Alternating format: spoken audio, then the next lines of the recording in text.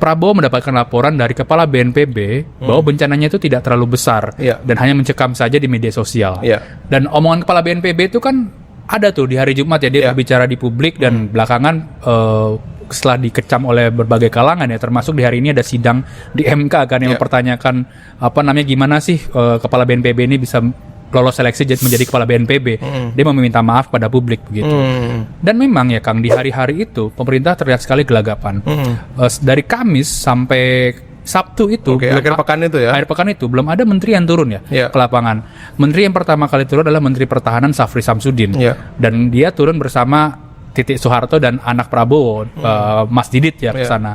Dan banyak narasumber yang cerita Prabowo baru mendapatkan informasi seutuhnya bahwa kondisi bencana alam atau banjir dan longsor di 3 provinsi itu sangat parah setelah mendapatkan laporan dari Syafri Samsudin, Menteri Pertahanan.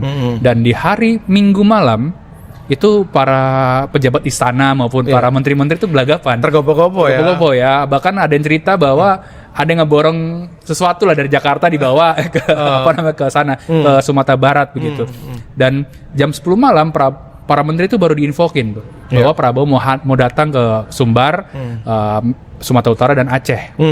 Ada seorang yang cerita bahwa bahkan menteri-menteri itu kelabakan gimana nih untuk nyari penerbangan ke daerah bencana, karena kan sampai sekarang juga banyak akses masih terputus ya Kang.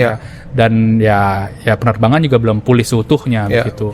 Dan terlihat sekali ya bahwa tergagap-gagap setelah Prabowo hadir ke 3 daerah bencana itu, barulah menteri-menteri mulai datang satu persatu lah ya, bantuan mulai datang dan seterusnya. Memang ada fase kosong itu. Jadi ada narasumber juga cerita, Sen, ini persis banget mirip demonstrasi Agustus yang pemerintah vakum tuh, nggak ada tuh kan. Ada beberapa waktu jeda ya. Ada jeda itu kan.